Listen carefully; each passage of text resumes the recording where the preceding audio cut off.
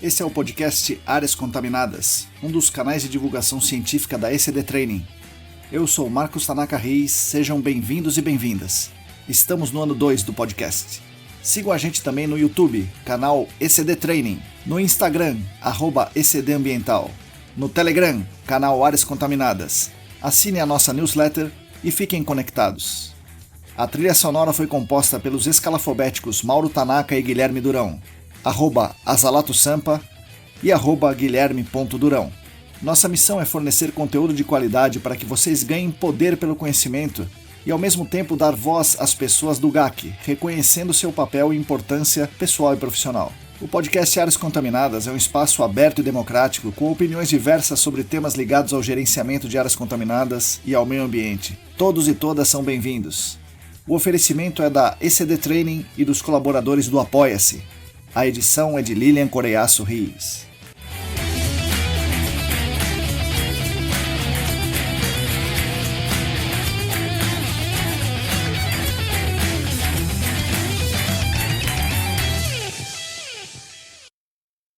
Olá, para todo mundo que está aí lavando a louça, passando aspirador na casa, fazendo seu exercício aeróbio, lançando a planilha de horas no sistema, bom dia, boa tarde, boa noite. Eu sou Marcos Tanaka Reis e esse é o episódio número 133, é isso aí, do podcast Áreas Contaminadas, editado por Lilian Coreiaço Rios e oferecido pelos nossos queridos colaboradores e colaboradoras do Apoia-se. O podcast Áreas Contaminadas conta com o patrocínio master da Clean Environment Brasil, que comercializa produtos e tecnologias para investigação e remediação de áreas contaminadas. Acesse o site da Clean em www.clean.com.br. Contamos também com muita alegria com os patrocinadores Ouro, Laboratório E-Consulting e a Vapor Solutions. Os nossos canais, como esse podcast e a newsletter, são mantidos com a bela ajuda dos colaboradores e colaboradoras financeiros no Apoia-se. É muito legal porque nos ajuda com as contas do dia a dia e nos dá a dimensão da nossa importância e relevância para essas pessoas, que se dispõem assim voluntariamente a contribuir financeiramente conosco. Quem quiser e puder também contribuir financeiramente conosco, nos ajudará muito aqui na ECD e também ajudará toda a nossa comunidade. Para fazer essa contribuição financeira é só acessar o site apoia.se/ECDambiental. É relativamente simples e seguro, você pode escolher como vai fazer esse eventual pagamento, se é com boleto, se é com cartão, etc. e pode ser cancelado a qualquer momento. E aproveitando, eu gostaria de deixar público meus agradecimentos aos nossos colaboradores financeiros que querem que podem contribuir com a nossa ideia de compartilhar conhecimento com todo mundo. Os nossos apoiadores financeiros atualmente são os seguintes: Ábila de Moraes, Alisson Dourado, Alain Humberto, André Souza, Átila Pessoa, Augusto Amável, Beatriz Lucassac, Bruna Fiscuc, Bruno Baltazar, Bruno Bezerra, Bruno Bonetti, Cristina Maluf, Daiane Teixeira, Daniel Salomão, Diego Silva, Fabiano Rodrigues, Fernanda Nani, Felipe Ferreira, Geotec Nissan, Gilberto Vilas Boas, Guilherme Corino, Heitor Gardenal, Heraldo Jaquete, João Paulo Dantas, João Lemes, José Gustavo Macedo, Joyce Cruz, Juliana Mantovani, Larissa Macedo, Larissa dos Santos, Leandro Freitas, Leandro Oliveira, Lilian Puerta, Luana Fernandes, Luciana Vaz, Luiz Ferreira, Marina Mello, Paulo Negrão, Pedro Astolfi, Rafael Godoy, Renato Kumamoto, Rodrigo Alves, Silvio Almeida, Sueli Almeida, Tamara Dias, Tatiana Citolini, Tatiana Grilene, Thiago Soares, Wagner Rodrigo, William Taqui e mais 7 apoiadores anônimos. Muito obrigado a vocês que são os principais responsáveis pela manutenção dos nossos canais de divulgação. Bom, antes de começar esse episódio, eu gostaria de dar 2 avisos para vocês. O primeiro é que estão abertas as inscrições para o curso de pós-graduação em remediação de áreas contaminadas do SENAC. Será a 10ª turma. O curso tem duração de 1 ano, tendo aulas aos sábados, o dia inteiro, e um dia da semana à noite. Essa aula que é no dia de semana à noite, obrigatoriamente é online. As aulas nos fins de semana, no sábado, lá no SENAC, algumas são presenciais, outras são online. Então é um curso aí híbrido, meio EAD, meio presencial. As inscrições estão abertas, como eu falei, o site do SENAC é sp.senac.br. Juntem-se a nós lá no curso de pós-graduação em remediação de áreas contaminadas. O segundo aviso é que meu irmão Mauro Tanaka está fabricando e vendendo o modelo ECD da caixa preta de luz ultravioleta. Ressalto que qualquer um pode fazer a sua própria caixa, Basta ler os artigos, nossos artigos, a minha tese. Mas caso alguém queira comprar uma caixa já pronta, fale comigo que eu coloco vocês em contato com meu irmão fabricante. Ele fez um upgrade na nossa caixa básica e fabrica uma caixa que parece um case de guitarra, é bivolt, tem 2 lâmpadas, uma ultravioleta A e outra ultravioleta C. É uma caixa que fica bem bonita, bem segura, assim, bem resistente para o campo. Então quem quiser é só falar comigo.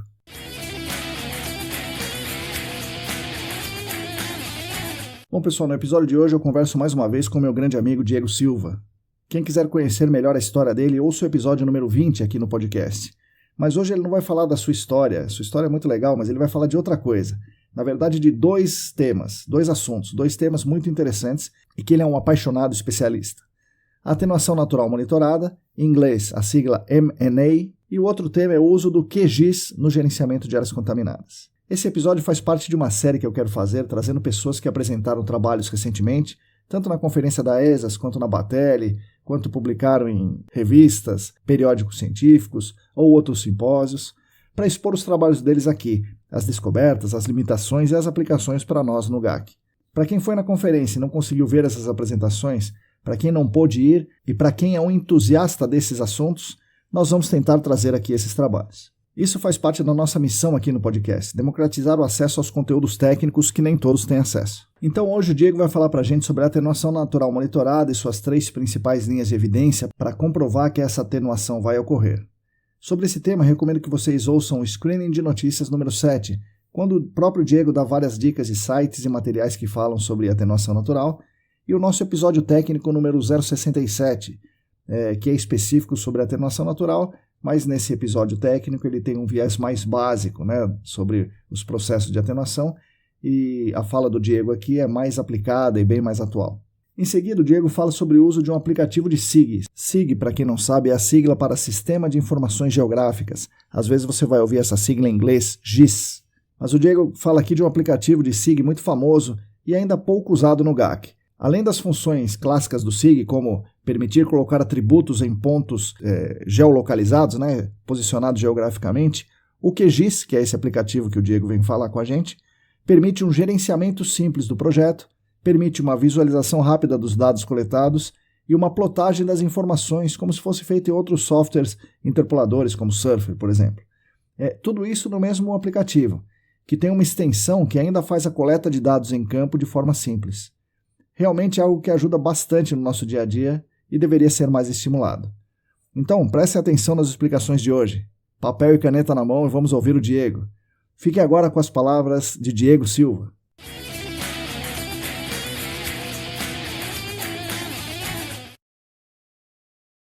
Bom, pessoal, bom dia, boa tarde, boa noite. Hoje eu estou aqui com um convidado ilustre que estará aqui mais uma vez conosco. Ele estará ilustrando o nosso episódio mais uma vez. O Diego Silva. Diego, bom dia, boa tarde, boa noite. Bem-vindo novamente aqui ao podcast. Fala, Marcão. Bom dia, boa tarde, boa noite. Muito feliz de estar aqui mais uma vez. Eu já sou um ouvinte assíduo, acompanho todas as newsletters e aqui eu já apareci algumas vezes e é um local que eu me sinto muito em casa. Estou muito feliz de estar aqui de novo. Que legal. E é interessante, Diego, que nós já estamos conversando aqui, 45 minutos talvez, e vamos só gravar agora. Tem bastante assunto, para pôr em dia. Mas hoje o episódio tem um tema específico, Esse vai ser um dos episódios que a gente vai resgatar a conferência da ESAS de áreas contaminadas, e eu vou trazer algumas pessoas que apresentaram trabalhos para explicar para vocês, ouvintes que estiveram lá ou que não puderam estar lá, para entender um pouco de que tipo de trabalho foi apresentado e quais foram os temas mais quentes que foram tratados ali durante a conferência. E o Diego ele apresentou 2 trabalhos, um sobre atenuação natural monitorada, um estudo onde ele avalia a atenuação natural monitorada como uma alternativa de remediação, e outro sobre o uso de uma ferramenta de dados geográficos, aquisição de dados em tempo real no campo e tabulação via nuvem, tudo integrado, que é um sistema chamado QGIS. Então, ele apresentou esses 2 trabalhos, os 2 trabalhos foram muito legais, eu vi os 2, muita gente viu, muita gente gostou, e nós vamos falar desses 2. Diego, o que você acha? Vamos começar pela atenuação natural? Pode ser, vamos lá. Não, então, é isso aí. Não, então, Diego, vamos lá. O que você apresentou sobre a atenuação natural monitorada? Conta para o pessoal aí. Boa, legal. Bom, só queria falar que foi bem legal, participar da conferência. Eu tinha apresentado um pôster lá atrás, em 2019. Sim. Daí, dessa vez, surgiu a oportunidade, de apresentar de forma oral esses 2 trabalhos e foi bem legal ter essa interação com o pessoal e mostrar, apresentar algumas coisinhas que fui aprendendo ao longo do tempo e que facilitam a vida das outras pessoas. E aí, Diego, agora me veio uma outra pergunta. Como é que funciona isso aí? Você pegou e falou, bom, eu tenho uma ideia aqui, vou apresentar 2 trabalhos. E você pegou e simplesmente pegou e escreveu, mandou para a ESAS, né, seguindo os protocolos da ESAS, lá manda aqui e tal, ou dentro da empresa, no caso Arcades, né, dentro da Arcades, passa por uma triagem, uma seleção, ou qualquer um dentro da Arcades que quisesse mandar, mandaria, ou como é que funciona? A Arcades ela tem um comitê que avalia Ah, todos os documentos que são apresentados para manter toda a conferência. A Arcades tem uma linha que ela quer seguir, né? certo. Então, nesse ano teve bastante coisa relacionada à sustentabilidade, a ferramentas digitais. Uhum. Então, eu montei a ideia das minhas apresentações e mandei para esse comitê, e daí foi aprovado, daí eu pude fazer a inscrição lá na ESAS, submeti, né, o resumo, assim como todos os outros Sim. trabalhos da Arcades. Ah, legal, legal. Não, beleza. Ah, e só mais uma pergunta sobre essa questão logística. E aí, a sua inscrição, você ganha da Arcades, você pagou, você ganhou do Senac, como é que foi? Como eu apresentei oralmente, eu ganhei da Arcades mesmo. Ah, legal, legal. Não, Tá bom? beleza. Conta aí então pra gente da atenuação natural, ou M&A, né? Em Boa, inglês aí, atenuação natural monitorada em inglês é M&A. Manda ver, boa. Diego. Legal.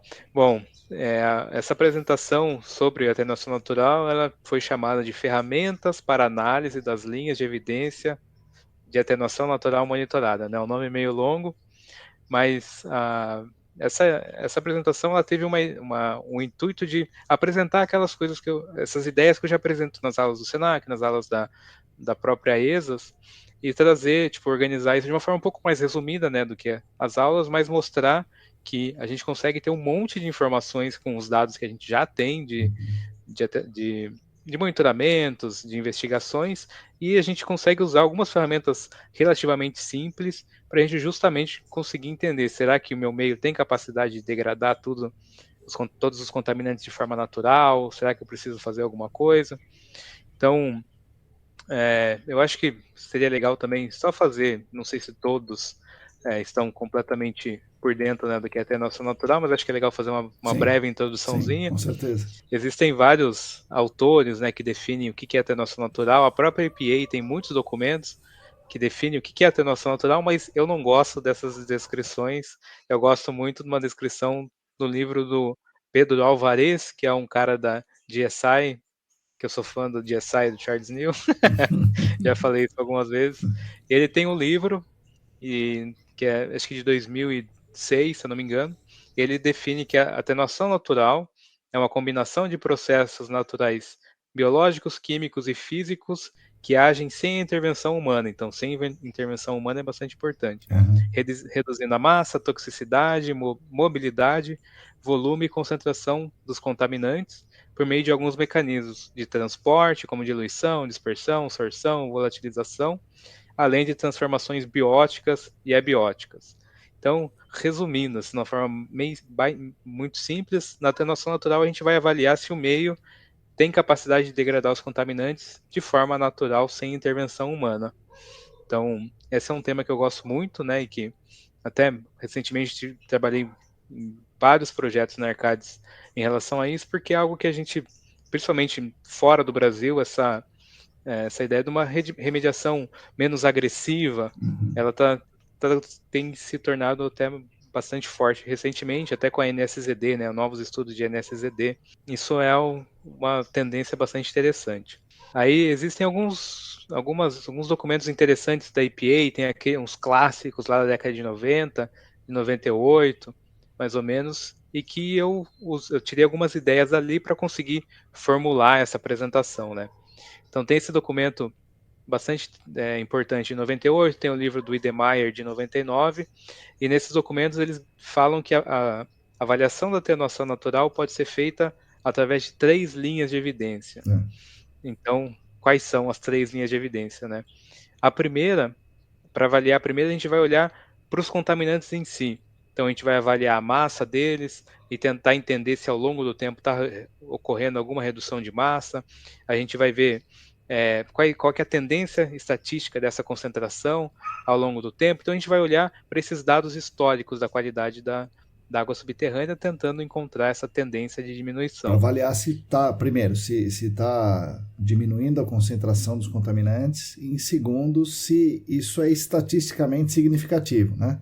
Que não é só olhar, Isso, tinha 1.000, agora tem 100. Não, peraí. É estatisticamente comprovado, é isso, né? sim, isso. Eu vou falar de algumas ferramentas, até para a gente. Uma delas é bastante conhecida, mas para a gente ter essas. Ter essa certeza, né, Uhum. científica de que isso está acontecendo. Então, essa é a primeira linha de evidência. A segunda, para avaliar, a gente vai ver alguns dados indiretos, como as alterações nos parâmetros físico-químicos, hidrogeológicos do meio. Então, a gente sabe que alguns contaminantes eles são melhores degradados dentro de um ambiente oxidante, ou de um ambiente redutor, ou com a presença de oxigênio, com a ausência de oxigênio. Então, a gente vai olhar para esses dados para ver se as reações esperadas estão ocorrendo e também para ver se o nosso meio tem condições para que essas reações ocorram. Então, essa é uma linha de evidência interessante. E tem a terceira linha de evidência, que até tem aquele curso super interessante do pessoal do GSI, Charles Neal, do Coursera, que é aquele curso gratuito, e eles falam que essas duas primeiras linhas de evidência são muito utilizadas. Uhum. De vez em quando, a gente usa a terceira. Então, a terceira, a gente vai coletar alguns dados adicionais, por exemplo, vou fazer uma análise microbiológica lá do meu meio para tentar identificar quais micro-organismos estão lá e se eles estão se existem as concentrações suficientes deles. Ou vou fazer, tipo, coletar uma amostra de solo, de água, mandar para o laboratório, fazer um ensaio de bancada, um microcosmo, para a gente conseguir ter algumas informações adicionais. Mas, geralmente, a gente tem muita informação, a gente já consegue ter um panorama bem interessante com essas duas linhas de evidência. E se a gente precisar, a gente usa essa terceira. Então, a minha apresentação foi seguindo essas. Eu queria apresentar algumas ferramentas dentro dessas três linhas de evidência. Peraí, Diegão. E assim, e com isso você vai ver se isso tem condição de ser atenuado, da atenuação ocorrer daqui para frente. Então você vai olhar dados passados para tentar prever o que vai acontecer para o futuro. Isso, é isso aí. Tá, vai lá. Aqui a gente vai tirar algumas informações interessantes também. Primeiro, as massas estão diminuindo? Estão, legal.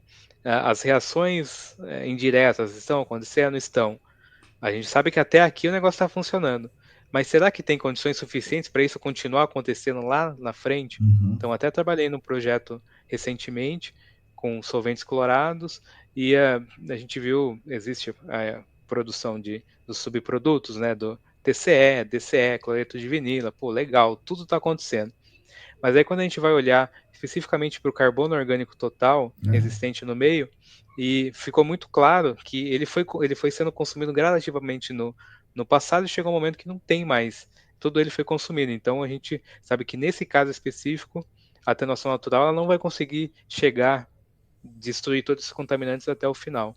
Então, essa foi uma análise importante porque a gente já sabe para que caminho ir, né? Uhum. Usando essas ferramentas, a gente tem todo esse panorama que é bastante interessante. Aqui eu apresentei nessas três linhas de evidência e na apresentação eu dei algumas ideias de ferramentas. Bom, a gente já sabe que na primeira linha de evidência a gente vai olhar para a massa dos contaminantes em si. Uhum. Então, eu mostrei 4 ferramentas para avaliação dessa primeira linha de evidência. E duas delas a gente sempre vê nos relatórios de atenuação natural. Uma é a análise visual das plumas dos contaminantes, então a gente vai olhar de forma espacial e temporal como que essas plumas estão se comportando. Então, se eu tenho uma pluma de PCE, eu quero ver a pluma do PCE ao longo do tempo, a pluma do TCE, DCE, cloreto de vinila, enfim. Então, essa é uma análise que a gente já faz. E aí a gente já tem uma noção, bom, talvez esteja ocorrendo alguma coisa ou talvez não. Aí a gente pode seguir para a segunda ferramenta, que é a análise de Menkendorf, que é algo que a gente usa bastante também, né? Então, essa análise, a gente precisa de pelo menos 4 dados históricos, Uhum. e daí tem uma ferramenta, inclusive do pessoal da GSI, que é bastante utilizada, que é uma planilhinha. A gente coloca essas concentrações e as datas, e ele calcula para a gente alguns fatores, e vai falar se essa concentração nesse determinado poço ao longo do tempo, se ela tem uma tendência de crescimento, de estabilidade, de decrescimento, se ela está estável ou se ele não consegue calcular porque as variações são muito grandes. Uhum. Então aqui a gente já tem uma segurança um pouco maior estatística dessas concentrações. E aí é poço a poço, né? Com o Menkendel ficaria poço a poço essa avaliação. E aqui, já fazendo um gancho com a próxima apresentação, É. que é sobre o QGIS, é legal a gente avaliar isso também de forma espacial, né? Sim. Então a gente calcula de poço a poço, e daí a gente vê isso em planta, para a gente conseguir ter uma noção do que está acontecendo ali no meio, né? Então, se a gente olhar muito para o poço, a gente vai ter uma informação só, mas eu quero entender do meu meio aonde que está acontecendo. E isso é interessante, né? Você vê, bom, no centro de massa, geralmente as concentrações não consegue nem calcular essa tendência, porque ali ainda tem muita massa, mas a gente vê que ao redor ou tem estabilidade ou está diminuindo. Então, ver isso de forma espacial é bem legal. A terceira ferramenta, que é uma ferramenta que eu acho muito legal também, que tem um documento da EPA de 2002, que também tem Charles Neal, tem toda essa galera que eu gosto bastante, e eles apresentam 3 taxas de decaimento de primeira ordem. Então, cada uma delas serve para uma coisa. A primeira, a gente vai usar os mesmos dados que a gente usou para análise de Menkendel, então concentração e tempo, no centro de massa, e a gente vai plotar essas informações em um gráfico, e o que a gente quer olhar para inclinação da reta. Aí tem todo um jogo. Você pega um dado aqui, joga ali, Certo. e daí essa primeira taxa ela vai falar para a gente o tempo que as concentrações vão atingir um determinado valor de referência, no caso pode ser a CMA, pode ser, enfim, o que você estiver utilizando no seu site, lá depende do modelo conceitual. E então a gente vai saber o tempo, de acordo com o histórico, e a gente vai projetar isso para o futuro, o tempo que aquelas concentrações vão ficar abaixo de uma CMA, por exemplo, da meta de remediação. Então aqui Poderia a gente ser já a tem uma informação bem potabilidade, se legal. quisesse. Oi? Se quisesse que se fosse a potabilidade, isso poderia te responder também. Sim, sem dúvida. Porque eu estou pensando também, sabe, no caso que a pessoa atinge a CMA e, na verdade, ela deveria eliminar todos os riscos, por exemplo, de ingestão de água subterrânea, e aí ela vai falar, olha, tá bom, até aqui nós fechamos a remediação, o termo de reabilitação tá ok, mas a potabilidade vai ser atingida daqui a tanto tempo. Sim. E essa ferramenta te dá um indicativo desse número, é isso? Sim, é isso aí. Eu lembro que numa das aulas eu estava conversando com o Rodrigo Cunha, ele falou, pô, isso aí é legal para a gente utilizar para estimar o tempo de um polígono de restrição também, né? Sim. Pô, vou largar o polígono lá do resto da vida? Não, eu consigo estimar o tempo de existência dele, né? Como é que chama essa ferramenta aí, Diego? Então, deixa eu Isso. pegar o nome. O nome do documento é Calculation and Use of First Order Rate Constants for Monitor Natural Attenuation Studies. É um nome gigantesco. Mas eu te mando o link depois, Legal. daí a gente adiciona aqui. Tá feito. E são os decaimentos de primeira ordem, né? Então o Charles Newell deu 3 opções de decaimento de primeira ordem das concentrações. Essa é a primeira e ela é chamada é uma taxa de concentração por tempo, que nesse documento eles chamam de K-point. Então esse é o nome dessa taxa. Aí tem a segunda taxa, que é uma taxa interessante também. Então aqui nessa primeira a gente olhou os dados históricos, né? E no centro de massa a gente avaliou historicamente. Aí essa outra taxa, então existe essa segunda taxa, que ela é chamada de concentração por distância. Então eu vou pegar os meus dados de concentração, eu vou calcular algumas delas. Então, por exemplo, para a campanha de monitoramento mais atual, eu vou definir através do fluxo da água subterrânea. Eu vou pegar o meu centro de massa e eu vou escolher poços que estão na mesma linha do sentido do fluxo, porque eu quero ver justamente, saindo do centro de massa, como que a minha concentração se comporta ao longo do tempo.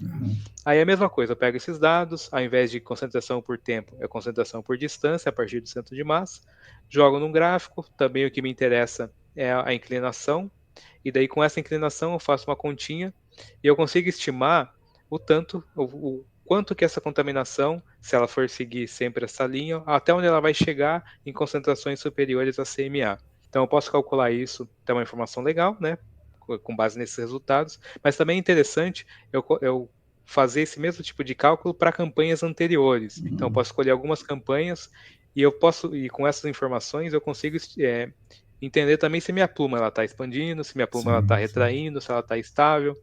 Então, é um pouco diferente do main candle, porque o main candle a gente está olhando para poço, né, para concentração no poço, e aqui a gente está olhando para a pluma como um todo. Sim.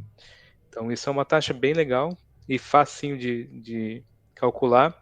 Inclusive, a primeira taxa de concentração por tempo tem uma ferramenta também que você pode baixar de graça do site da GSI, que ela chama Source Decay.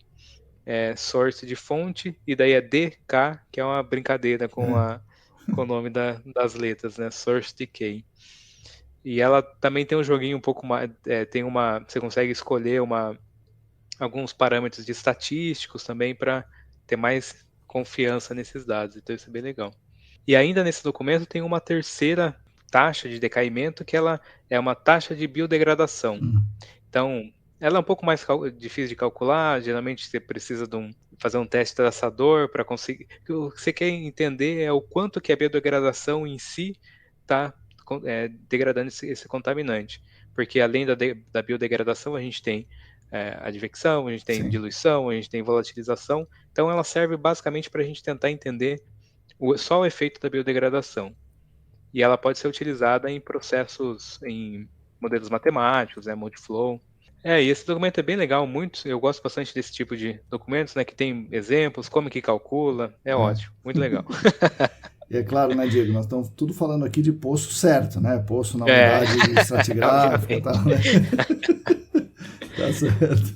Não adianta ter um poção lá de 8 metros de seção filtrante que não vai dar certo. Entendido. Que eu estou partindo do pressuposto de que a nossa investigação foi muito bem feita, né? A gente sabe o que está fazendo. Sim.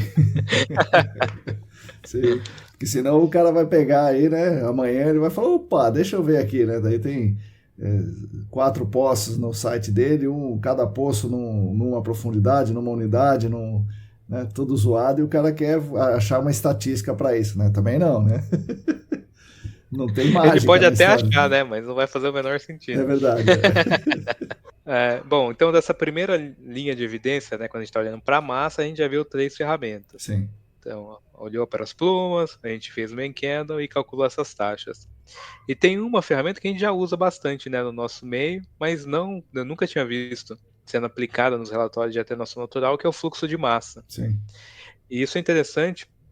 Qual que é a ideia, né? A gente escolhe alguns, faz um transect, né, no sentido perpendicular ao fluxo da água subterrânea, e daí a gente escolhe esses poços e a gente calcula o fluxo de massa dos nossos contaminantes em alguns períodos de tempo. Então hoje está passando X quilos por ano no meu contaminante, mas em um ano atrás, e há 10 anos atrás. Então eu consigo, inclusive, usando essa ferramenta do fluxo de massa, eu consigo estimar o quanto de massa está sendo perdida, está sendo degradada dos meus contaminantes. Então é uma ferramenta, também tem ferramentas gratuitas, né, como o Mass Flux Toolkit, também da GSI. Eu acho que eu vou pedir um patrocínio deles, tanta propaganda. Patrocinar aqui o podcast, pô. Vou mandar uma mensagem pro Charles Neal lá. E é uma ferramenta simples de usar, né? A gente, quem trabalha com GAC já conhece, né, o que precisa entrar ali, é uma planilha do Excel. Então ali a gente tem essa informação bem interessante, né? Em praticamente todos os casos que eu estou estudando, eu estou utilizando, a gente tem uma informação super legal. Sim. E a gente consegue ver claramente o tanto que passava de contaminante lá atrás e o quanto que está passando hoje, pelo mesmo transect. E também, já puxando o gancho, por uma outra ferramenta que eu vou falar para a linha de evidência 2, que é a capacidade de assimilação, e a gente também consegue utilizar esse fluxo de massa, essa ferramenta, para calcular o tanto que está passando de oxigênio dissolvido, tanto que está passando de ferro 2, enfim. A gente usa isso para fazer esses cálculos também. Então, para a linha de evidência 1, eram essas ferramentas que eu apresentei. São só elas que podem ser utilizadas? Não, mas essas são fáceis de usar. Sim, e a gente já tem todos esses dados, a gente só precisa saber juntar isso, né, da forma certa, né? Sim, e ali a gente já vai ter várias informações interessantes. Na maior parte dos estudos que eu já tinha visto no passado, geralmente parava aqui. Então parava, na verdade, na avaliação das plumas e o main candle. O main candle, é isso aí. E era só isso. Mas a gente pode vê até no estudo que eu vi recentemente que a linha de evidência 1 a gente vê que tá diminuindo massa, tá tudo funcionando direitinho, mas quando a gente vai para a capacidade de assimilação, a gente vê que não existem o meio não tem capacidade para continuar degradando. Então, é legal a gente usar todas as ferramentas para a gente ter uma ideia mais completa. Então, partindo para a linha de evidência 2, lembrando que são parâmetros indiretos, eu também apresentei 3, na verdade 4. A primeira é a caracterização geoquímica. Então, a gente vai olhar também espacialmente, temporalmente, as condições dos parâmetros físico-químicos, então OD, pH, ORP, tudo isso, isso também depende muito do contaminante. Se eu estou estudando hidrocarbonetos de petróleo, eu vou procurar uma certa condição. Se eu estou falando de solventes clorados, eu vou procurar outra. Sim. Eu também vou olhar para os aceptores, doadores de elétrons, então TOC, manganês, sulfato, ferro, para toda essa galera, metano, eteno, etano, tudo isso, eu vou procurar para olhar também de forma espacial, para conseguir entender se o que eu estou procurando está acontecendo ou não. Então, como eu falei, também puxando o gancho, eu uso muito o QGIS para fazer esse tipo de avaliação, porque Sim.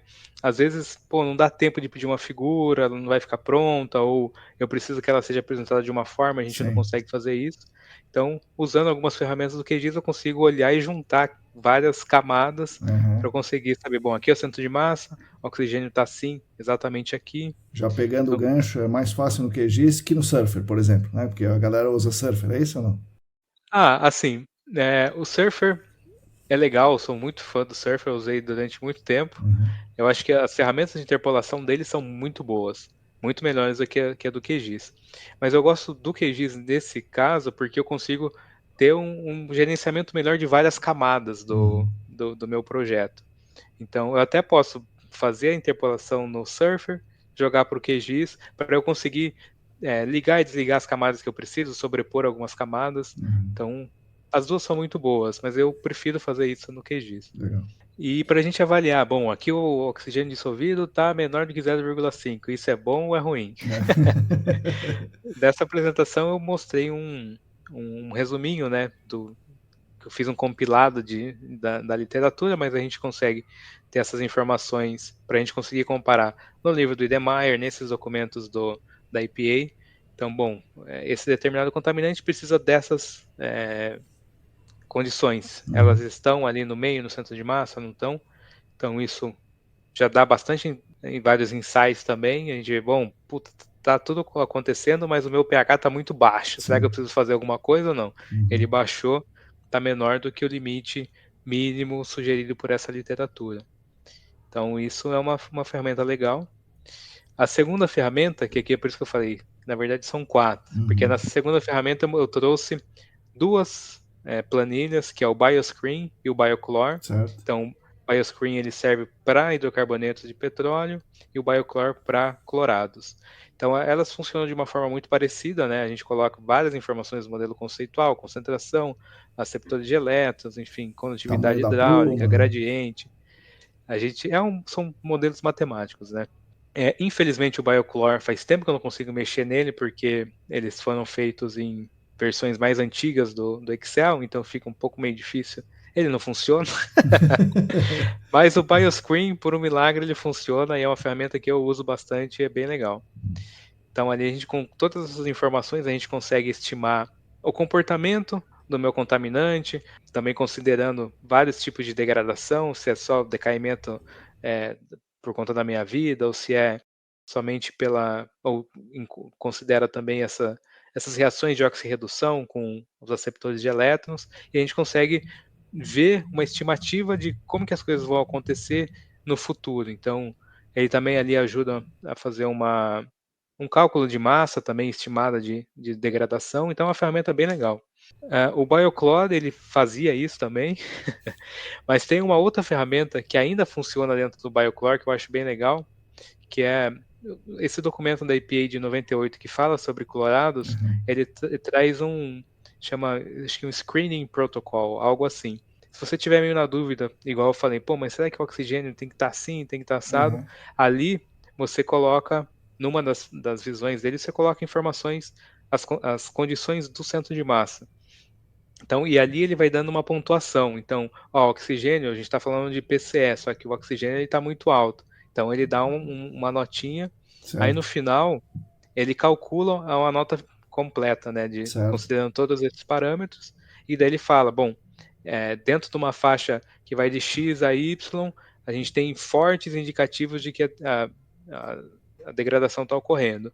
Ou as condições não são favoráveis. Então ali você tem um screening, né? Você certo, consegue certo. ter uma ideia se as coisas estão ocorrendo ou não. Para começar, né? Para começar, É, é isso aí. isso, é uma boa. Então isso funciona nele ainda e é uma ferramenta bem legal, também gratuita. Ah, uma outra ferramenta muito boa dessa segunda linha de evidência é a capacidade de assimilação e ela se torna muito importante, Sim, sim. que é basicamente a capacidade de assimilação é a capacidade que o meio tem de degradar os contaminantes. Então, novamente, quando a gente está falando de hidrocarbonetos, a gente calcula de uma forma, quando a gente está falando de solventes clorados, a gente calcula de outra forma. Então, eu mostrei uma planilhinha nessa apresentação também que mostra como calcula, e ali a gente tem uma noção se o meio tem as condições suficientes ou não de degradar. Então, no caso dos hidrocarbonetos de petróleo, eu quero saber se tem aceptores de elétrons suficientes ali no meio. Então, será que tem oxigênio, nitrato, enfim, para que essa degradação ocorra. E no caso dos solventes Colorados. clorados, eu quero ver se tem carbono orgânico suficiente para degradar tanto os meus contaminantes quanto para ser consumido pelos aceptores que já estão ali no meio. Sim. Espero que isso não esteja ficando muito complicado. Não, dando um exemplo aqui, o nitrato, né? O nitrato é um aceptor de elétrons, certo? Isso. E aí, se você tem hidrocarbonetos, você ter uma capacidade de assimilação, quer dizer que para cada 1 grama de nitrato que é consumido ali, né, no caso, porque ele vai doar elétrons, então ele vai deixar de ser nitrato para ser nitrito. Para cada 1 grama de nitrato, tem uma conta lá, que eu não sei de cabeça agora, claro, né? Ele degradaria 5 gramas de benzeno, por exemplo. Né? Sim, eu também não lembro de cabeça, mas é É essa a ideia. algo desse tipo. E no caso do solvente clorado, tem que ter o carbono orgânico. Então você tem lá 10 gramas de carbono orgânico. Isso seria suficiente para degradar 100 gramas de PCE. Só que você tem o aceptor de elétron também, o próprio nitrato. E o nitrato, nesse caso do solvente clorado, ele atrapalha, né? Que ele pega o carbono orgânico ao invés de pegar. E daí o PCE não pode pegar o carbono orgânico. É isso que você está dizendo, mais Isso ou aí. menos. É essa a ideia, porque quando a gente está falando dessas reações de oxirredução, a gente tem os aceptores e os doadores de elétrons, né? Eu também já tinha ouvido falar muito sobre isso, daí depois que eu fui entender um pouco melhor, né? Até aquele dia que você tem um insight, falei, nossa, é isso. Tem um cara da Arcades US, que é o Ryan A. Strike, eu não sei falar o nome dele, mas um dia ele apresentou uma balancinha, assim, É. que aquilo foi aquele momento que foi, nossa, agora eu entendi. E nessa balança, ele mostrava de um lado os aceptores de elétrons, então a gente está falando oxigênio dissolvido, nitrato, ferro, manganês, toda essa galera. E do outro lado, a gente tinha os doadores de elétrons, que eram o carbono orgânico existente no meio, por exemplo. Aí, dependendo do contaminante, ele entraria em um dos dois lados dessa balança. Então, os solventes clorados, eles são aceptores de elétrons, então eles entrariam junto com o oxigênio dissolvido, com todos esses que a gente falou. E os hidrocarbonetos entram do outro lado porque eles são uma fonte de carbono, então eles são os doadores de elétrons. E aí acontece o caso também de quando a gente tem tanto hidrocarboneto quanto solventes clorados, no final isso não é tão ruim porque a gente está Pois é, uma ajuda, né? melhorando. A degradar o outro. Então basta jogar uma gasolina, você tem a contaminaçãozinha de clorados, né? Eu não recomendo, mas então a gente viu essas ferramentas da linha de evidência 1, linha de evidência 2. Aqui a gente já tem um monte de informação, então a gente já sabe se está diminuindo, o quanto de massa já foi consumida, já foi destruída por essas reações, se o meio ele tem, essas reações elas estão ocorrendo, se o oxigênio dissolvido está dentro da faixa que eu preciso ou não, e a gente consegue calcular, inclusive, se o meio vai conseguir degradar isso até o final. Então, num projeto que eu fiz recentemente, por exemplo, a gente viu que estava tudo funcionando bem, estava faltando carbono orgânico. Então, a transação natural não vai funcionar, mas eu já sei o que precisa para resolver. Então, isso é bem legal.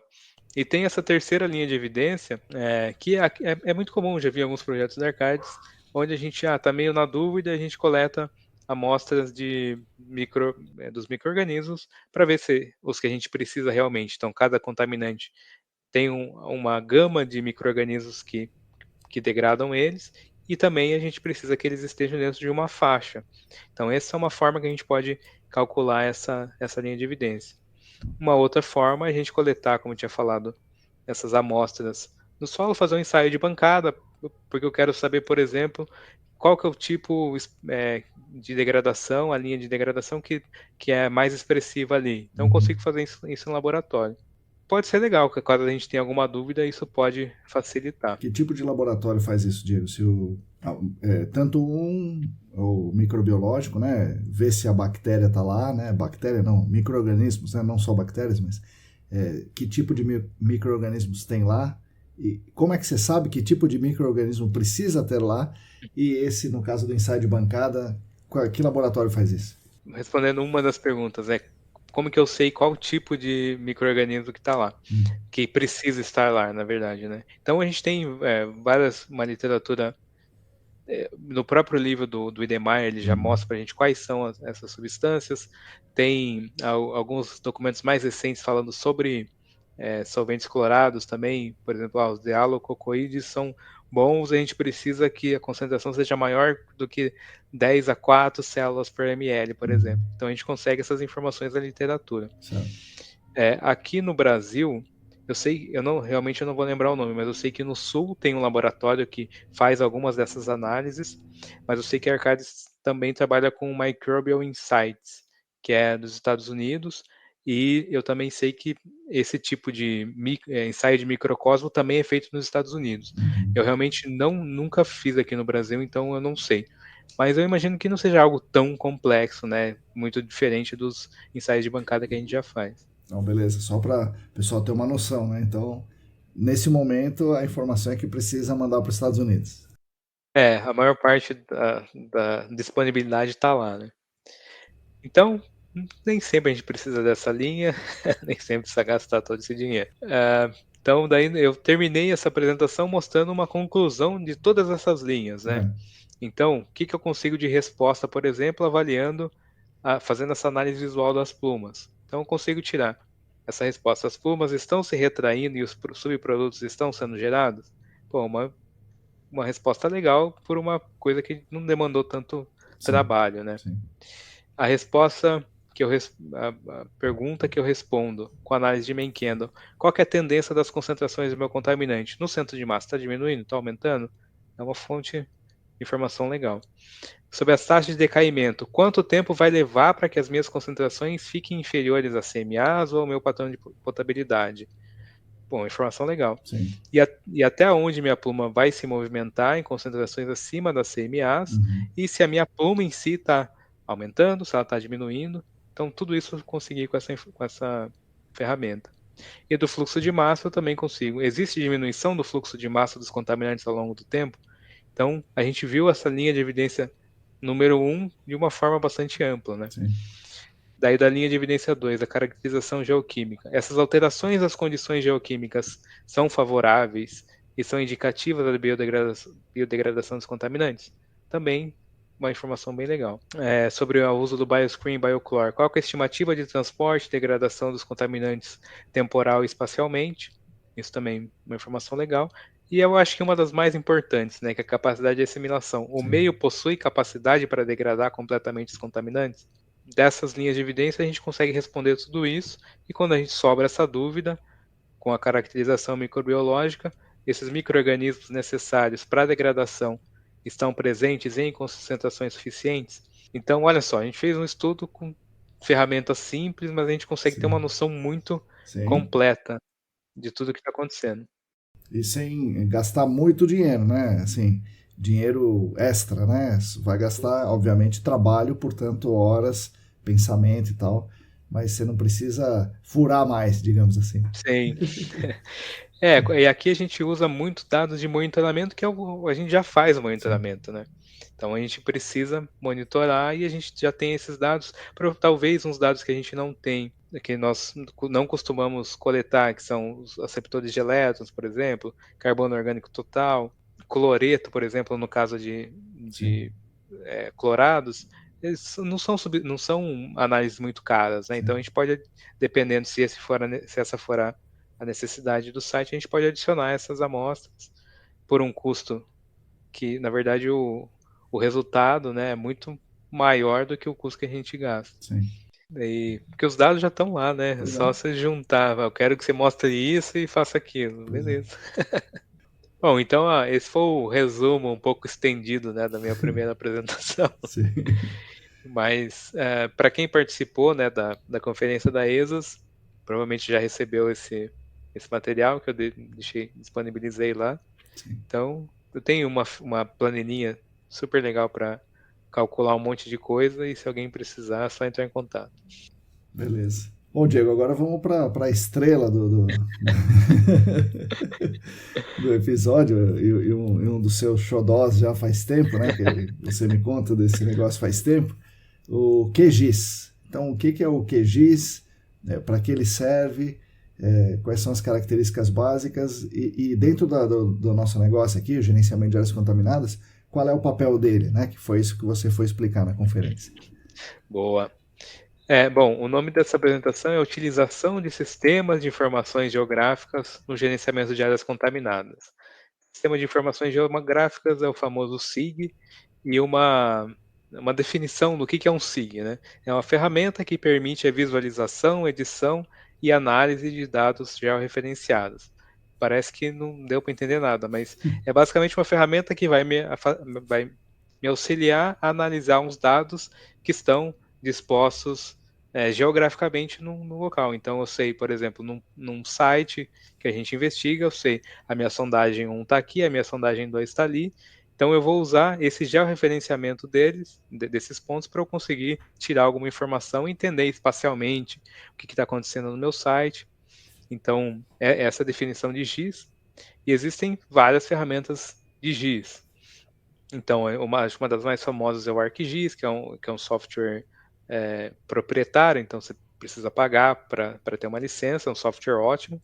Mas tem o QGIS, que é o meu xodó, como você falou, que é uma das melhores versões open source, né? Então, é um software livre de código aberto, que eu também sou muito fã disso, né? Que ele não visa o lucro, mas várias pessoas no mundo colaboram para fazer com que essa ferramenta ela seja desenvolvida, que ela seja testada, e se eu quiser eu também posso fuçar todo o código dela, e se eu quiser Uhum. modificar, eu posso fazer muitas coisas dentro de uma serinha de regras, né? Por exemplo, eu não posso modificar esse software e vender ele com um outro nome, por exemplo. Então, eu posso modificar, mas contando que ele continua sendo gratuito. Como eu falei, ele é gratuito, ele já é desenvolvido desde 2002, então já tem 20 anos de QGIS, e nos últimos anos ele sofreu um boom assim Sim. de funcionalidades, ele ficou muito legal. Eu uso o QGIS acho que desde 2014, mais ou menos, então já tem um bom tempo. E lá atrás, antes eu usava muito AutoCAD, eu gostava do AutoCAD Map para fazer mapas, mas ainda principalmente o AutoCAD Map ele já tem um pouquinho de GIS ali dentro, mas eu estava procurando uma ferramenta onde eu conseguisse ter várias ferramentas de GIS, né? Uhum. E ao longo dessa apresentação eu vou explicando o porquê do QGIS e o porquê do GIS e o que ele me ajudou nessa vida, né? Legal. Diego, daí você vai contar, né, do QGIS, mas uma das necessidades que a gente tinha para o meu, né, para minha necessidade ali, era que os dados de campo não precisassem ser escrito num papelzinho maldito que chovia em cima e sujeito a um monte de erro, tal. Eu achava que tinha um jeito de fazer, de coletar esses dados já aí sendo acumulados, né, e sendo georreferenciados e tudo mais, de uma maneira mais fácil. O QGIS faz isso, né? Faz. Eu vou chegar lá. Vamos lá, vamos lá. Tem um outro software que ele é desenvolvido pelo mesmo time do QGIS, que é um software para Android que chama QField. Então eu consigo montar o meu projeto no computador, qual a sondagem que eu preciso que seja feita, qual que é a profundidade, qual vão ser as substâncias ali que eu vou querer analisar, enfim, quando começou, quando terminou, eu consigo montar esse projeto e utilizar esse aplicativo no campo para alterar. Então eu comecei minha sondagem hoje, ela foi até tantos metros, e eu consigo exportar esses dados depois para uma planilha, por exemplo. Então, eu consigo fazer descrição tátil visual ali. Então, é uma ferramenta bastante legal e ela tem essa versão para Android que é gratuita também. Então, isso facilita muito. Sim, com certeza. E uma coisa que eu falei nessa apresentação é que a gente já usa muitas ferramentas digitais, né? Isso está acontecendo bastante. Então, a gente usa bastante o EVS, Surfer, Voxler, Strater, para a gente desenhar ali o nosso modelo conceitual. A gente usa bastante o Power BI, a gente consegue, com as nossas informações, a gente consegue montar esses dashboards. E a gente já usa há muito tempo o SIG, né? Principalmente para desenhar plumas e tal. Só que ele é uma ferramenta que a gente pode usar de uma forma muito mais, ainda mais inteligente, né?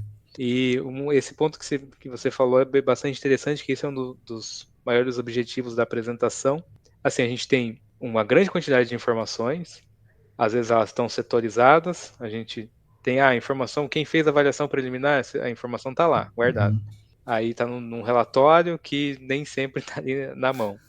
Aí, bom, eu sei que já lá no passado foi feita uma sondagem aqui, só que essa sondagem de 2000 e não sei quanto também está num relatório, está tudo meio perdido. Da forma que eu uso o GIS, eu trago todas essas informações num lugar só. E por quê?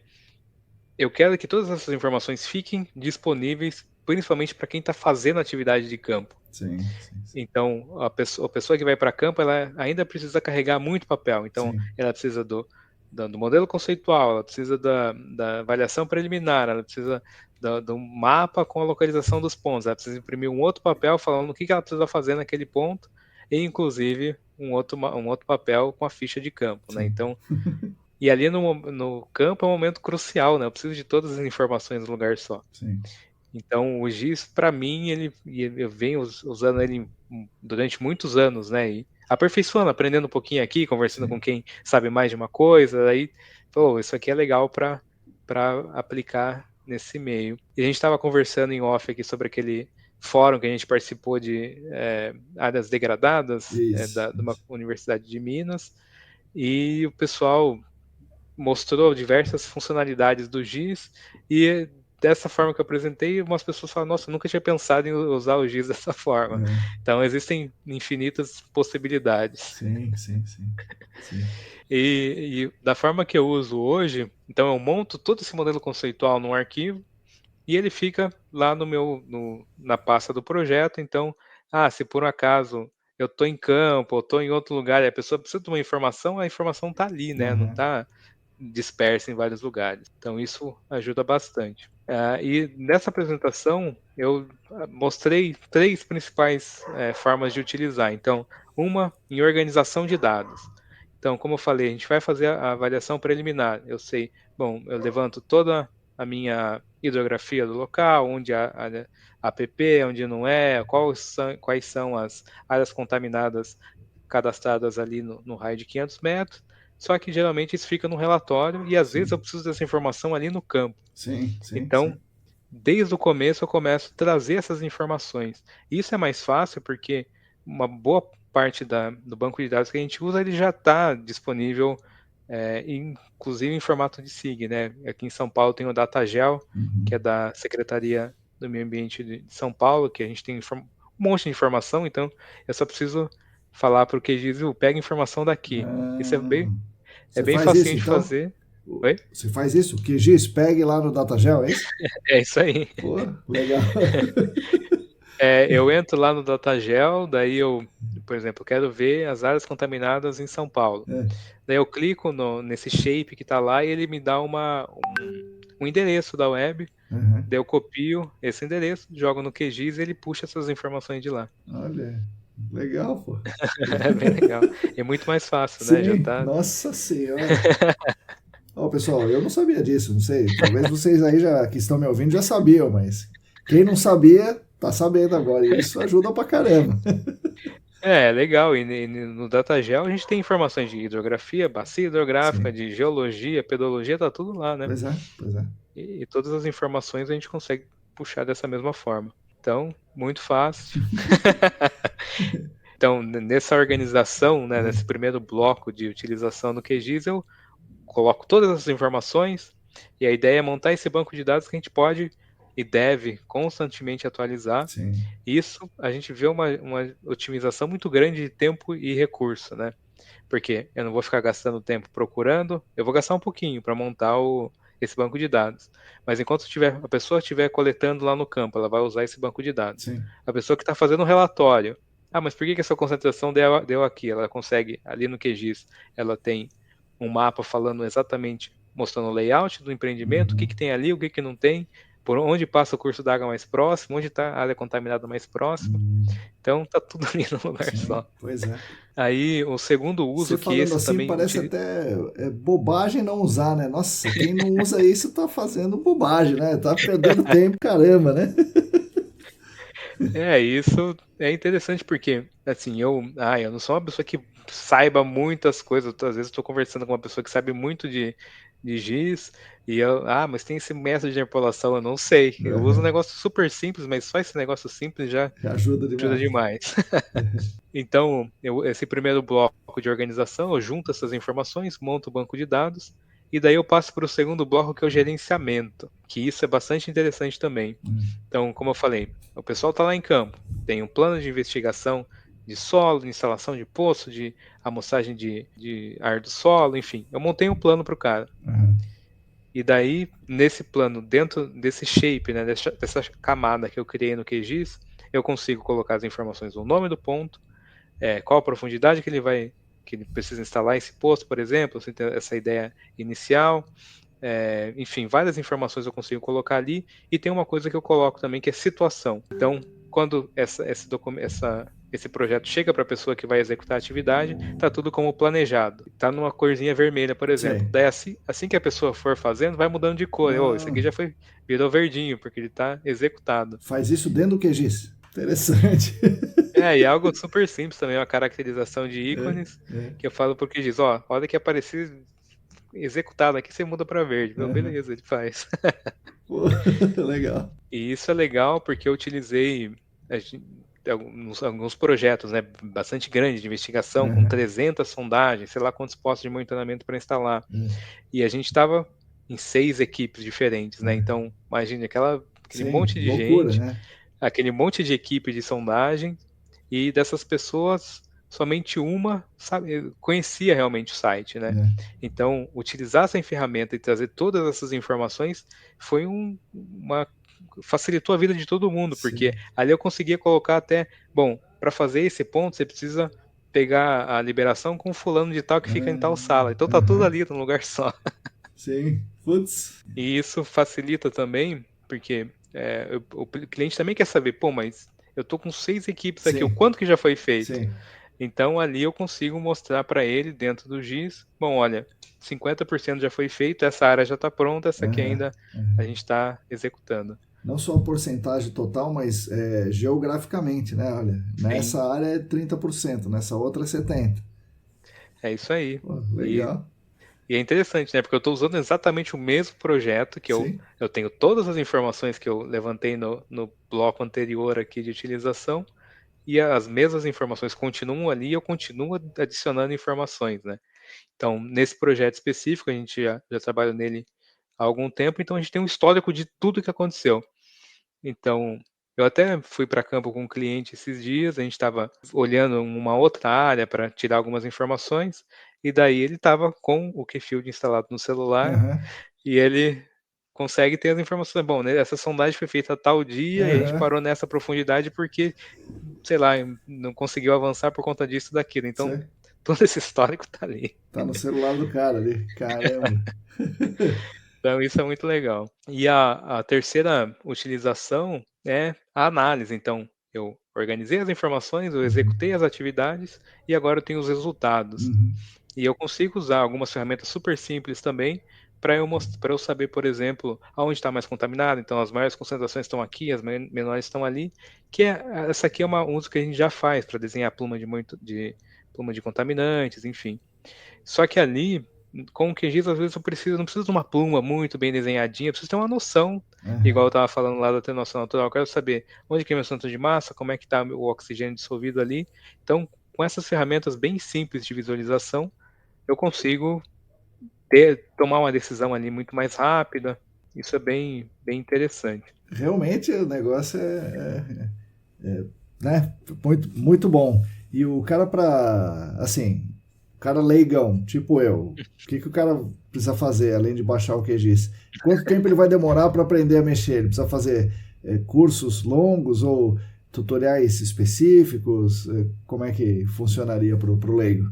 Olha, eu vi GIS na faculdade, nunca tinha utilizado, então não tinha guardado muita coisa. Aí eu vi essa necessidade, eu preciso aprender. O que eu faço? Aí especificamente, eu preciso de um curso que me mostre começo, meio e fim.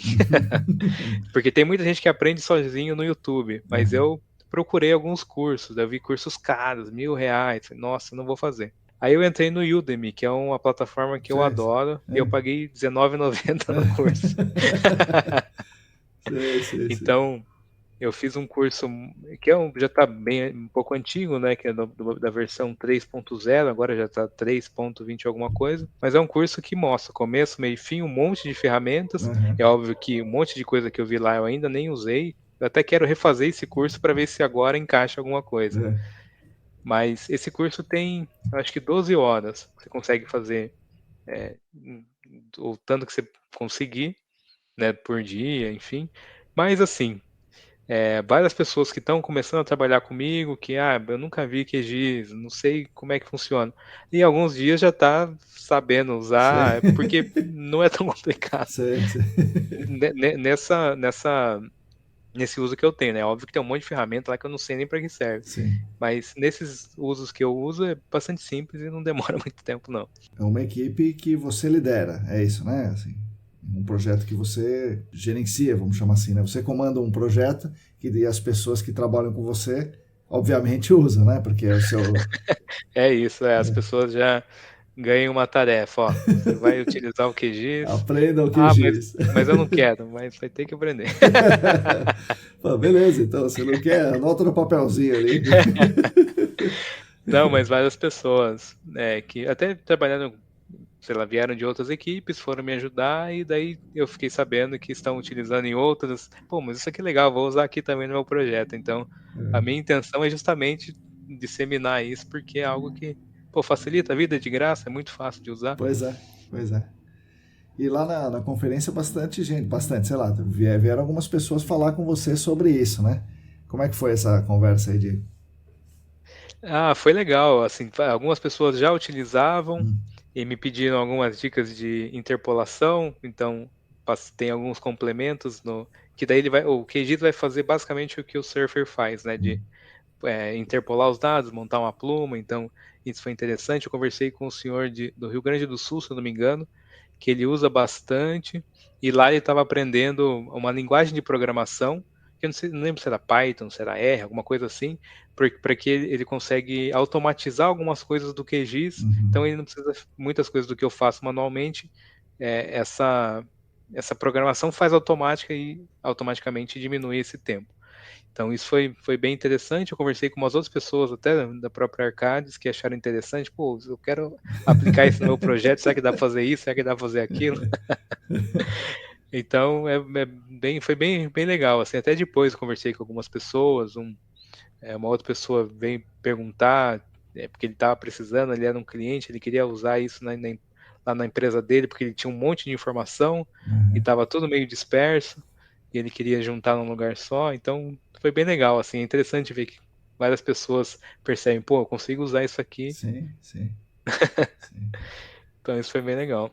Falando em conversa, né, lá na conferência, teve também um gringo lá, não sei se é canadense, se é francês, sei lá, que veio eu acho que bater era um um papo alemão, com você. não era? Alemão, sei lá. Veio falar com você sobre atenuação natural, né? Como é que é a experiência dele, como é a sua, que você viu Porque ele tem uma outra realidade, né? Como é que é a realidade dele, como é a sua? Não, a principal dúvida dele é: mas a CETESB vai aceitar isso aí? Né? Uhum. Porque ele já teve, pelo que eu tinha entendido conversando com ele, que ele já teve algumas experiências com atenuação natural no Brasil, porém não foi muito bem aceito pela CETESB, pelos órgãos ambientais. E daí eu falei para ele: eu entendo que o órgão ambiental não queira aceitar algo assim, porque eu já vi muitos estudos de atenuação natural que eles são feitos, um Menkendon aqui, talvez dê Sim. certo, não dê, e eu vou deixar minha área assim, com risco mal controlado, durante 20 anos.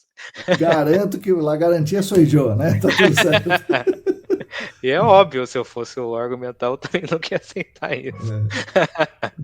E daí ele achou interessante, né, essas ferramentas, a aplicação delas, e eu falei para ele que a gente já teve algumas devolutivas da CETESB que foram interessantes, porque a gente está mostrando todos os dados, né? A Sim. gente está avaliando tudo de uma forma bem completa, que dá segurança para o órgão ambiental. E ele achou interessante que justamente ele só teve más Uhum. experiências com a atenuação natural, mas é algo que ele gosta. Sim. Então, nosso papo foi nesse sentido. Talvez empilhando todas essas linhas de evidência, né? Ó, tem isso, daí tem isso, tem isso, tem isso, tem isso, né? Fica diferente, né? Com certeza. Você cerca ali o problema, bom, as informações são essas, e aí? Uhum. E você já usou o QGIS em um trabalho de atenuação natural? Já, eu uso constantemente. Porque eu ia falar que a atenuação natural é um negócio que vai o tempo, né? É mais tempo do que espaço. E um projeto convencional que você citou aqui é mais espaço do que o tempo, né? E como é que Sim. ficou essa junção dos dois? Eu trabalhei em vários estudos, principalmente nesses últimos meses, onde eu precisava de uma informação. Às vezes o cliente quer saber: mas será que vai funcionar a atenuação natural? Bom, vamos lá, deixa eu organizar. A primeira coisa que eu faço é organizar as informações, né? Então, bom, hoje eu não faço a menor ideia quais são os postos de monitoramento. Estão aqui. Então eu trago, no caso da Arcadis, a gente já tem um banco de dados com todos os postos. E faço, já tem coordenada tudo, eu jogo no QGIS. QGIS. Bom, já sei quais são os poços. Aí eu divido por níveis. Então, bom, esse aquífero tem esses poços. Aí eu começo a montar. Nesse mesmo shape, eu já trago informações sobre oxigênio, quando o poço foi instalado, qual que é o nível d'água, quando foi medido esse nível d'água, qual que é o oxigênio dissolvido mais atual, enfim. Eu já monto todas essas informações, concentração do PCE e tal. Aí eu faço a mesma coisa com informações históricas, que também já está tudo tabelado, eu trago tudo ali. Por exemplo, se eu já tiver plumas desenhadas historicamente. E dependendo de como a figura é feita, que no caso do Arcadis ela é feita pelo ArcGIS e o PDF ele já é georreferenciado. Então é muito fácil, eu só trago ele já cai ali no QGIS, já tenho mais uma informação. Então, e quando a gente está trabalhando com esse monte de dados historicamente, é legal, tudo está num lugar só e ali Sim. visualmente, né? Então eu uso muito essas plumas que já são desenhadas. Às vezes eu preciso, mas tem uma pluma que é muito antiga, eu já referencio ela também, não tem problema. Então existem várias formas da gente ter organizar essas informações. E eu acho que o que mais me ajuda é, primeiro, eu preciso entender meu modelo conceitual em pouco tempo. Então eu preciso que tudo esteja ali na minha cara, né? Na minha visão.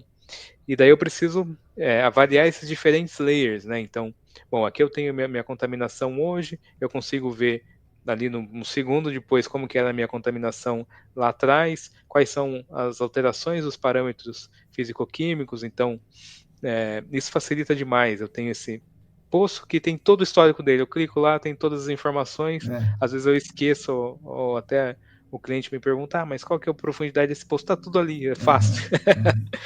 Então, e fazer como se diz, essa composição de dados, não é bem essa palavra, mas eu consigo ter essa visão bastante completa, simplesmente ligando e desligando um layer.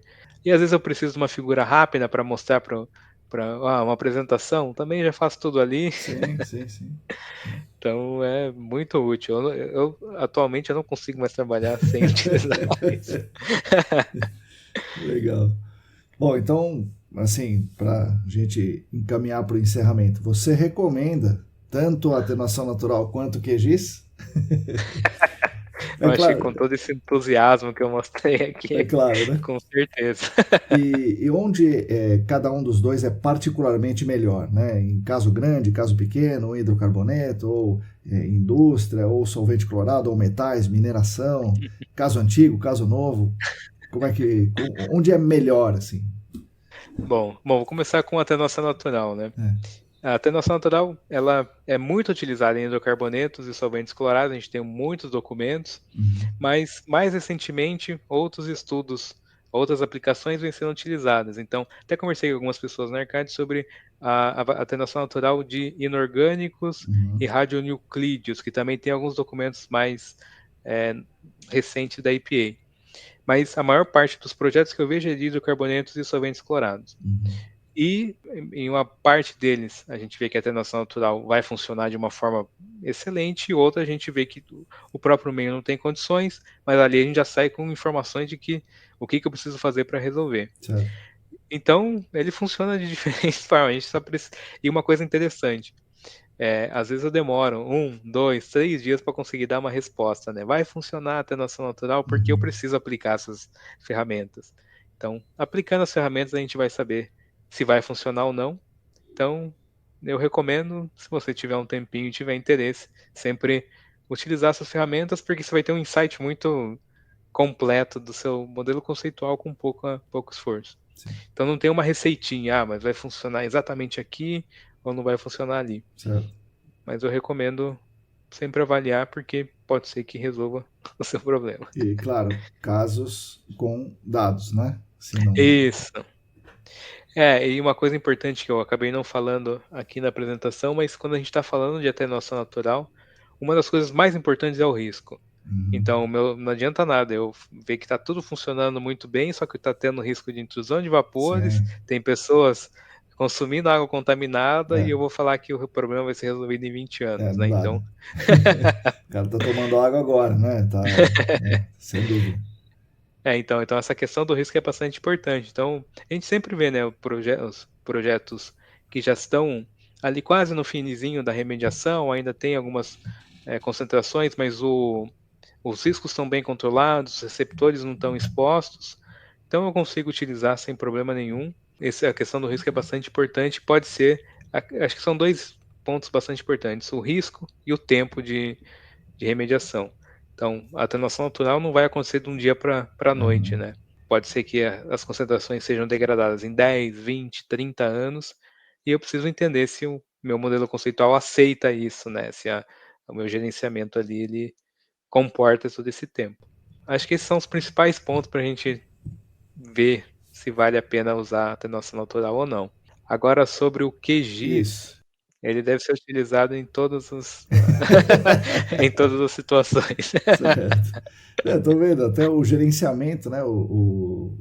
Entre aspas, o simples gerenciamento que o cara usaria, sei lá, gráfico gigante, sei lá, né? Excel, não sei o quê. Ele poderia usar o próprio QGIS também, né? Já automático. E nos projetos que eu gerencio, eu aprendi a fazer, vai aprendendo, né? Às vezes faz uma gambiarrinha aqui e ali. Eu aprendi a usar uma tabela, então primeiro eu monto todo o projeto, aí eu extraio essas coordenadas, e eu pego essas coordenadas e coloco num Excel. Uhum. E é mais fácil gerenciar as coisas pelo Excel. Uhum. Então, por exemplo, a equipe fez 2 sondagens hoje. Eu vou lá no Excel, atualizo tudo, e essas mesmas informações que estão aí no Excel, eu realimento o meu QGIS e alimento um Power BI, por exemplo. Então, com essas mesmas informações, eu sei espacialmente onde está, tenho todo Uhum. aquele banco de dados, mas se eu quiser fazer um relatório automático para o meu cliente, eu já alimento um dashboard, por exemplo, e ali tem gráficos, me mostra quantas sondagens estão sendo feitas por dia, Uhum. onde elas são localizadas, então isso facilita muito, né? E eu estou trabalhando só com um banco de dados, então isso é uma utilização bem, assim, precisa fazer um outro cursinho do Udemy para Power BI também, e aprender umas coisinhas ou outra pelo YouTube, mas a gente, com um pouco de esforço, você já Sim. tem uma coisa completamente diferente, né? QGIS sempre. E a atenuação natural em alguns casos aí, né? Isso aí. Legal. O pessoal que trabalha mais comigo já já entendeu esse sempre no QGIS. Mas é um monitoramento, vai ter QGIS. Mas é uma investigação de 500 sondagens, também tem QGIS. Legal. Legal. Entendeu a mensagem aqui.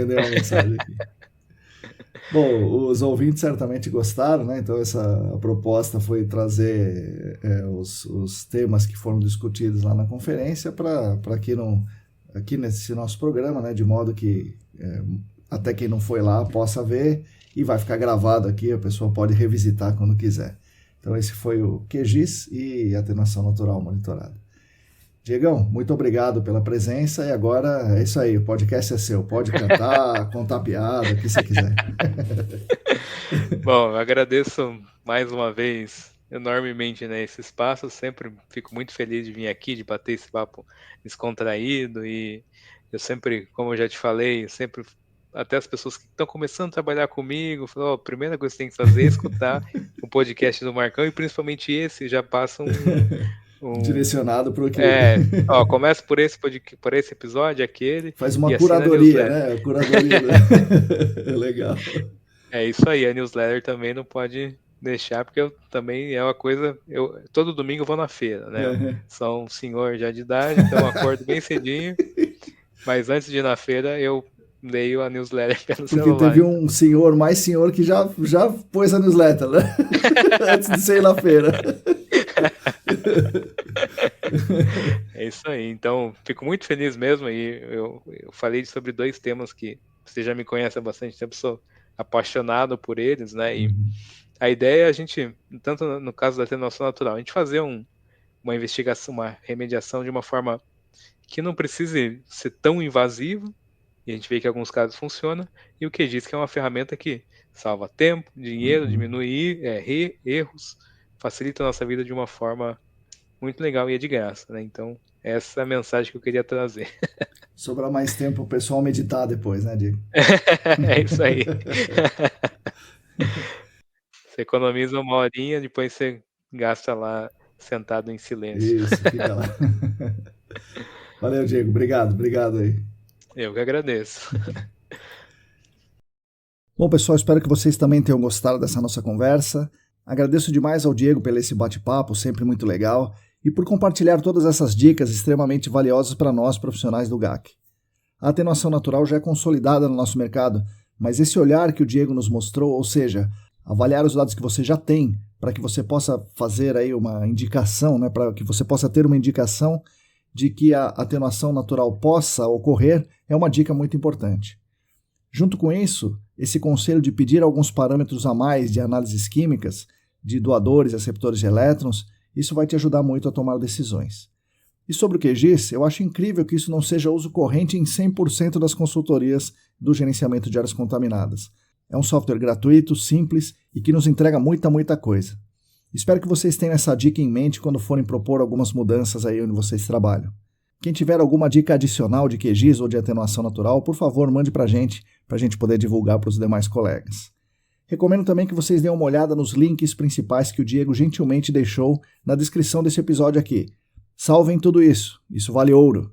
Bom, eu sempre aprendo muito com o Diego em vários sentidos, não só no GAC, então fico super contente de ver o crescimento profissional dele e que mesmo ele tendo uma vida assim super atribulada na consultoria, a generosidade dele ainda continua sendo a sua qualidade mais especial. Agradeço mais uma vez a atenção de todos e todas vocês. Aguardo suas críticas, sugestões, comentários, opiniões, etc. Agradeço novamente aos nossos patrocinadores, a Clean Environment Brasil com o patrocinador Master, o Laboratório E-Consulting e a Vapor Solutions com o patrocinadores Ouro. Nós da SD Training, junto com vocês, continuaremos lutando por um mundo melhor e mais justo para todas e todos e para as futuras gerações. Sigam a gente no YouTube, Telegram, Facebook, Instagram, assinem a nossa newsletter e fiquem conectados. Repetindo, se você quiser e se você puder, contribua financeiramente conosco. O site é apoia.se/ECDambiental. A todos e todas vocês, muito obrigado e até a semana que vem.